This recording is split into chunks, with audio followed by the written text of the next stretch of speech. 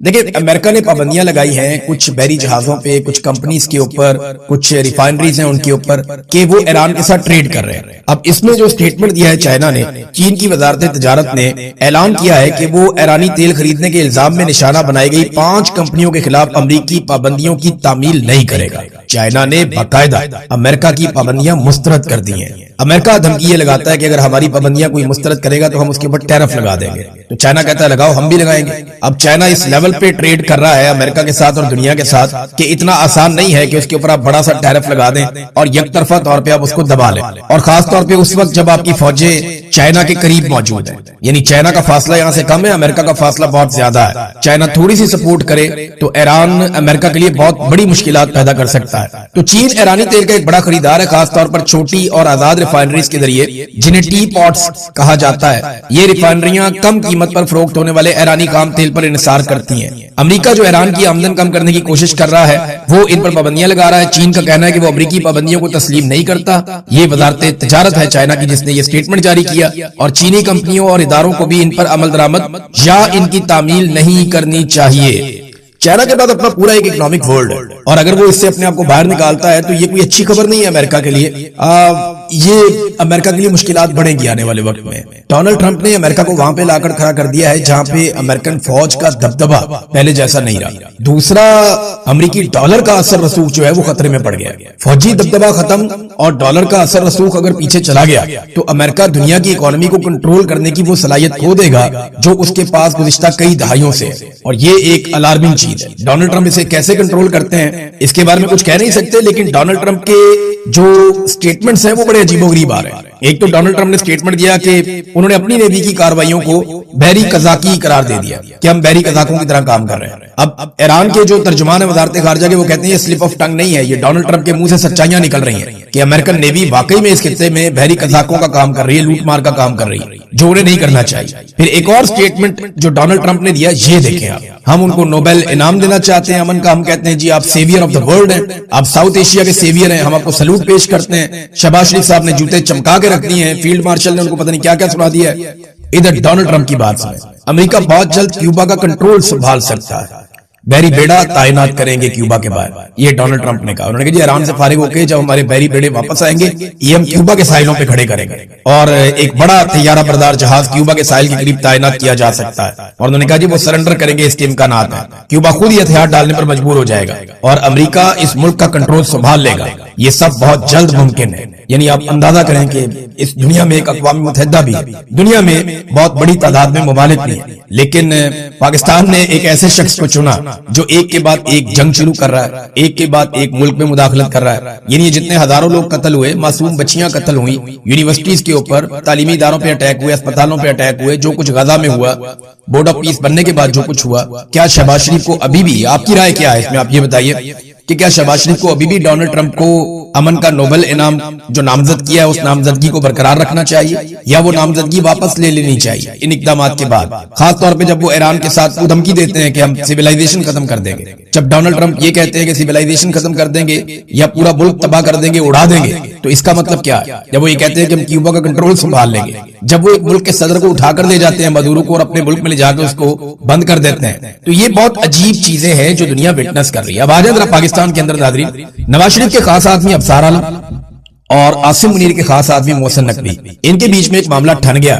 وجہ کیا بنی؟ افسر عالم صاحب یہ جو بہت بڑی ایک بلڈنگ نہیں تھی کانسٹیٹیوشن ایونیو پہ، بلڈنگ نمبر 1، یہاں پہ پہلے ہوٹل بنانا تھا، بعد میں انہوں نے جی فلیٹ بنا کے بیچ دیے، سیکیورٹی ایشو ہے۔ اب اس کی پیمنٹ بھی نہیں کی ہوئی تھی۔ یہاں پاکستان میں تو بہت دو نمبری ہوتی ہے نا، تو کسی نے یہ بھی نہیں سوچا کہ یار کانسٹیٹیوشن ایونیو کے اوپر ہے، سامنے پارلیمنٹ ہے، سپریم کورٹ ہے، ہائی کورٹ ہے، یہاں پہ ساتھ ہی جو ہے پارلیمنٹ آگے جا کے لاجز آ جاتے ہیں، کیسے ہمارے مقدس ادارے ہیں یہاں پہ، تو اس جگہ کے اوپر بھی پیسہ بنا لیا افسران نے دو نمبری کر کے، اور فراڈ قسم کے مافیا نے یہاں پہ آ کے مال بنا لیا، ججز نے بھی اپنا پیسہ کھا لیا۔ اب وہاں پہ ایک جو فلیٹ ہے وہ افسر عالم صاحب کا بھی تھا، وہ یہ کہتے ہیں کہ انہوں نے اچھے وقتوں میں جب یہ زیر تعمیر تھا تب انہوں نے ایک بک کروا لیا تھا، تو یہ بالکل ٹھیک بات ہوگی ان کی، میں بالکل نہیں کہہ رہا کہ یہ انہوں نے کرپشن سے لیا یا کوئی دو نمبری سے لیا، یہ بات بالکل غلط ہے اگر کوئی یہ کہتا ہے تو بالکل انہوں نے اپنے حق حلال کے جائز پیسوں سے یا تنخواہوں سے لیا ہوگا، وہ اچھی تنخواہوں پہ میڈیا میں کام کرتے رہے، اور جو لوگ میڈیا میں کام کرتے رہے ان کے لیے 2 4 5 10 کروڑ کا فلیٹ لینا یا پلاٹ لینا کوئی مشکل نہیں ہے۔ یہاں 5 ملین سے 10 ملین تک تنخواہ ہوتی ہے پاکستان میں میڈیا والوں کی، جو اچھا کام کرتے ہیں. اب سار عالم صاحب کا تو مجھے آئیڈیا نہیں ہے, لیکن جو اچھا کام کرتے ہیں انہیں اچھی خاصی تنخواہ بھی ملتی ہے پاکستان میں, اور قسطوں پہ لینا تو کوئی رولا ہی نہیں. تو وہ کہتے ہیں جناب ان کا وہاں پہ ایک فلیٹ تھا, جب معاملہ یہاں پہ آیا تو ان کو غصہ آ گیا. اب غصے کے اندر انہوں نے کیا کچھ کہہ دیا, انہوں نے کہا جی محسن نقوی نے اسلام آباد کے دل میں بلڈنگ پر حملہ کیا, رینجرز کو غیر آئینی اور غیر قانونی طور پر استعمال کیا, ان کی کمانڈ کے حکم کے بغیر انہیں استعمال کیا گیا, اور ابھی کورٹ کا تحریری آرڈر بھی نہیں آیا تھا, اور یہ سارا کچھ کر دیا گیا. ناظرین, اس قسم کی خبروں سے نا عالمی منڈی میں بے چینی بڑھ جاتی ہے, تیل کی قیمت اوپر جاتی ہے. ابھی اس وقت عالمی منڈی میں جو تیل کی قیمت ہے وہ $115 فی بیرل. لیکن آپ کو ایک بات بتاؤں, آج بھی عمران خان کے دور حکومت سے عالمی منڈی میں تیل سستا ہے, آج بھی سستا ہے. عمران خان صاحب $120 فی بیرل پہ جب تیل تھا عالمی منڈی میں تو $150 کا بیچ رہے تھے, اور آج $115 کا فی بیرل ہے. اور شہباز شریف $325 کا پیٹرول اور اس سے بھی مہنگا ڈیزل بیچ رہا ہے, اور وہ قوم پہ احسان بھی چڑھا رہا ہے کہ میں نے قوم پہ بڑا احسان کیا, میں سستا بیچ رہا ہوں, میں بوجھ اٹھا رہا ہوں. بوجھ تو سب قوم کے اوپر لادا ہوا ہے. اور وہ لوگ جو عمران خان کے دور میں پیٹرول کو بہت مہنگا کہتے تھے, وہ آج پیٹرول کو بہت سستا کہتے ہیں اور موجودہ حکومت کی تعریف کرتے ہیں. کیسے کیسے نمونے جو ہیں وہ بے نقاب ہوئے ہیں. اب یہ جو جہاز نکالے گئے ہیں آبنائے ہرمز میں سے, روزانہ 2 جہازوں کی بات اسحاق ڈار نے کی ہے. یہ بات ڈونلڈ ٹرمپ نے دعویٰ کیا کہ یہ جہاز امریکہ کے لیے ہے, ایران کا تحفہ ہے. لیکن اسحاق ڈار نے بتایا نہیں کہ پاکستانی جھنڈے لگے ہوئے جہاز جو نکلے ہیں, ایران نے بھی اس کے اوپر کوئی واضح موقف نہیں دیا. ایرانی صحافی سے بات کر رہے ہیں کچھ جرنلسٹ, سمینہ پاشا صاحبہ نے بھی کی, تو وہ یہ دعویٰ کر رہے ہیں صحافی کہ یہ تو پاکستان کے لیے ہم نے فیسیلیٹیٹ کیا ہے. اب پاکستان کسی اور کو دے رہا ہے تو پاکستان کی مرضی ہے. دیکھیں نا, پاکستان میں پیٹرول کی قیمتیں آپ بڑھا رہے ہیں کہ جناب پیٹرول نہیں آ رہا, اور ساتھ آپ دعویٰ کر رہے ہیں جناب ہمارے تو کنٹینر لگے ہوئے ہیں لائن میں, روزانہ کی بنیاد پہ ہمارے ٹینکر آ رہے ہیں پانی میں سے نکل کے آپ نے ہرمز میں سے. تو وہ آپ کس کے لیے دنیا کا بھلا کرنے جا رہے ہیں؟ پاکستانیوں کا بھلا تو پہلے کر دیجئے. ڈپٹی وزیر اعظم اسحاق ڈار صاحب, پہلے آپ یہ بتائیے کہ یہ پیٹرول ہے کس کا, اور ایران نے یہ کس کے لیے دیا ہے؟ کیا ایران نے یہ پاکستان کے لیے دیا ہے, یا ایران نے کسی اور ملک کے لیے دیا ہے, یا پاکستان کی سفارش پہ دیا ہے؟ تو جو ایرانی جرنلسٹ ہیں وہ یہ کہہ رہے ہیں کہ امریکہ کو شرم آنی چاہیے, انہیں معافی مانگنی چاہیے. یہ ہم نے پاکستان کو فیسیلیٹیٹ کیا ہے, لیکن پاکستان کو اگر فیسیلیٹیٹ کیا ہے تو پاکستان کی عوام کو فائدہ ہونا چاہیے نا. پاکستان کی عوام کی تو کمر توڑی ہوئی ہے اس وقت موجودہ سرکار نے. اچھا, ٹرمپ نے ایک بات صاف کہہ دی ہے. دیکھیں, ٹرمپ کا یہ بڑی خوبی ہے ٹرمپ کی, وہ صاف بات کر دیتا ہے. اس نے کہا جی کہ وہ ایرانی تیل پر قبضہ کرنا چاہتا ہے. میں چلے بی بی سی کی خبر آپ کو بتاتا ہوں کہ ایکچولی ڈونلڈ ٹرمپ نے کہا کیا. یہ آپ سنیں گے تو آپ کو آئیڈیا ہو جائے گا کہ اصل پلان تھا کیا. ڈونلڈ ٹرمپ نے کہا کہ سچ یہ ہے کہ میرا پسندیدہ آپشن یہ ہے کہ ایران کا تیل لے لیا جائے, اس پہ قبضہ کر لیا جائے. لیکن امریکہ میں کچھ بیوقوف لوگ کہتے ہیں کہ آپ ایسا کیوں کریں گے, وہ بیوقوف لوگ ہیں. ٹرمپ نے کہا کہ اس اقدام کا مطلب خارج جزیرے پر کنٹرول حاصل کرنا بھی ہو سکتا ہے, وہاں پہ کنٹرول بھی کر سکتے ہیں. تو آپ ڈونلڈ ٹرمپ کی خواہش چیک کریں نا کہ خارج جزیرے پہ قبضہ کر لو, اس کو تباہ کر دو, ایرانی تیل کے اوپر قبضہ کر لو.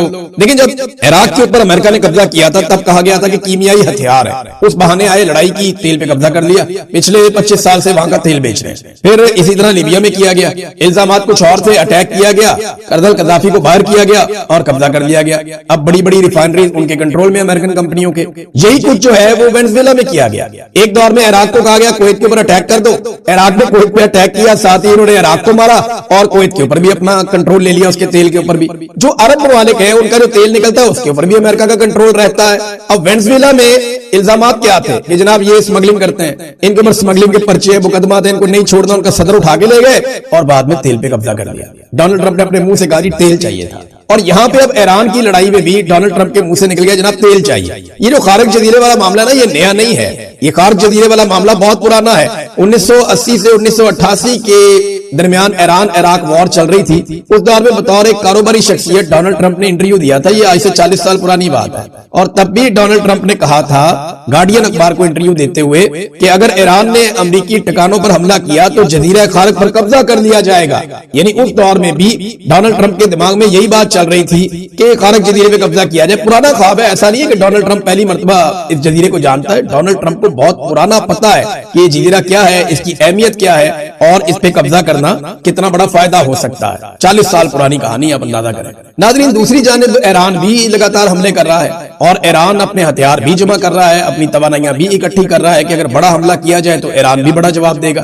گزشتہ روز اسرائیل اور امریکہ نے ایران میں بمباری کی. ان کے جو पावर स्टेशन हैं उन पे अटैक किया तो तेहरान का एक बड़ा हिस्सा अंधेरे में डूब गया। अब उसके जवाब में तेहरान ने पहले तो रिकवर किया अपनी बिजली को। मैंने आपको बताया था कि ईरान का बिजली का निजाम जो है सेंट्रलाइज नहीं है, आप पूरे ईरान की बिजली बंद नहीं कर सकते, वो अपनी बिजली बहाल कर लेंगे और उन्होंने अपनी बिजली बहाल कर दी चंद घंटों के बाद। और उसके जवाब में ईरान ने हीफा ऑयल रिफाइनरी जो इसराइल में है उसको तबाह कर दिया। उसमें बहुत बमबारी की है, पूरी तबाह तो नहीं हुई लेकिन उसका एक पोर्शन जो है वहां पे आग लगी हुई है अभी तक। और हीफा पे उन्होंने वापस अटैक कर दिया। कुवैत के अंदर उन्होंने अटैक किया, कुवैत में एक डीसैलिनेशन प्लांट है उसको जुज़वी तौर पे तबाह किया, एक भारतीय शख्स भी वहां पे जाँ बहक हो गया। तो कुवैत के अंदर ये डैमेज हुआ है, उसके लिए एक नई मुसीबत बन गई क्योंकि कुवैत अपने पानी का लगभग 90% डीसैलिनेशन से हासिल करता है। वहां पे वो ऐसा नहीं है कि पानी के चश्मे बह रहे हैं या ज़ेरे जमीन कोई मीठा पानी मिल जाता है, ऐसे नहीं है। उन्हें पानी को करामत बनाना पड़ता है समंदर के पानी को। तो वो प्लांट अगर तबाह हो जाते हैं मुकम्मल तौर पे तो फिर वहां पीने के लिए पानी भी नहीं होगा। ये बड़ी अजीबोगरीब सिचुएशन है। उधर हिजबुल्लाह ने दावा किया है कि उन्होंने अब तक जब से लबनान के ऊपर इसराइल ने अटैक किया हुआ है रमजान के दिनों में, तब से अब तक उन्होंने 114 इसराइली टैंक तबाह कर दिए हैं। वहां पे पहली मर्तबा हिजबुल्लाह इसराइल को इतना बड़ा चैलेंज दे रहा है और वजह यही है कि ईरान ने सबका चाका खोल दिया। ईरान को जो सबसे बड़ा एक मुतालबा किया जाता है ना रीजन के ममालिक की जानिब से कि वो अपने आप को महदूद करे और उन तहरीकों को सपोर्ट ना करे जो लोग अपनी आजादी के लिए अपने हकूक के लिए लड़ रहे हैं। ईरान समझता है कि ये अपने हकूक और आजादी के लिए लड़ रहे हैं, ये हिजबुल्लाह है, हमास है, हौती है। लेकिन दूसरी तरफ जो ममालिक हैं या इसराइल है वो ये समझते हैं कि ये दहशतगर्द है, लिहाजा इनको ईरान सपोर्ट ना करे। अब ये एक बहुत बड़ी नजरियाती लड़ाई है जो लगातार बड़े लंबे अरसे से चल रही है। नाज़रीन, पाकिस्तान में सोशल मीडिया ने उन नाम नेहाद दानिशवरों और तहकीकाती सहाफियों की तबाही फेर दी है जो इमरान खान के बुग़्ज़ में अंधे हुए पड़े थे। इमरान खान साहब के दौरे हुकूमत में जब मोहम्मद बिन सलमान पाकिस्तान आए तो इन लोगों ने जमाल खशोगी की तस्वीर उठा के अपने डीबीज लगा ली और ये हर जगह पे कहते थे इमरान खान कातिल है, मोहम्मद बिन सलमान कातिल है जमाल खशोगी का। लेकिन ये एक रियलिटी है। लेकिन उस मौके पर इन्होंने ये किया था, इन सब ने किया था, तब इनको किसी को याद नहीं आया कि ये पाकिस्तान है या पाकिस्तान का मफाद है। और जब एक साल में 2 मरतबा ओआईसी का इजलास पाकिस्तान में हुआ, ये कीड़े निकाल रहे थे। जब 48 ममालिक के वज़ीर खारजा, चीनी वज़ीर खारजा समेत पाकिस्तान आए तो उसको ये कहते थे कुछ भी नहीं है, ये क्या है, इससे क्या फर्क पड़ता है। जब ट्रंप ने इमरान खान को खुद खत लिखकर मदद मांगी कि जनाब हमारी मदद करें, अफगानिस्तान में आप हमारी मदद कर सकते हैं, तो तब इन्होंने कहा जी कि ये क्या है, अपने घर में खाना नहीं है। आज बहुत खाना है पाकिस्तान में, दूध और शहद की नहरें बह रही हैं। इमरान खान को ताने देते थे ये लोग। अंदाजा करें आप, ट्रंप का लेटर लिखा। आज ट्रंप सिर्फ एक ट्वीट को रीट्वीट कर देना तो ये बगले में जाते हैं, छलांगे मारते हैं, खुशियां मनाते हैं, घुंघरू तोड़ देते हैं नाच नाच के।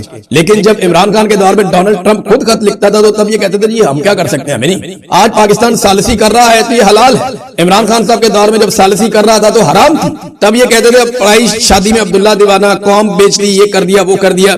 देखिए ये बेशर्मी का एक कंबल है जो इन लोगों को नहीं छोड़ रहा। ये लोग इमरान खान के मुकाबले में सहाफत की एक उन्होंने लिबादा ओढ़ा हुआ है और सियासी मकासद के लिए सरगर्म है और यही इनका मेयार है। और आज पाकिस्तानी इनको इनका मेयार और इनकी असलियत सोशल मीडिया पे दिखा रहे हैं। देखिए मैं फिर भी जाते जाते एक बात कहूंगा, पाकिस्तान अगर कोई अच्छा रोल प्ले कर पाए और इस जंग को रोक पाए